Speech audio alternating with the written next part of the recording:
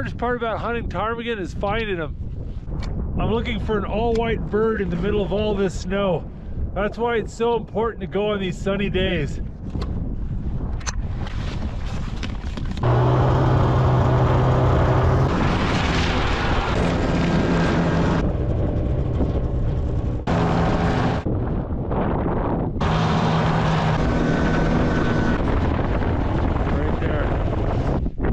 One ptarmigan up on that berm and he just hopped over into the brush. Oh, there they go. They just flew over there.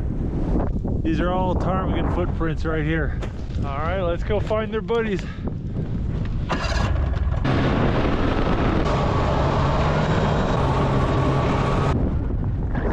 can see a whole bunch of ptarmigan prints right along these willows.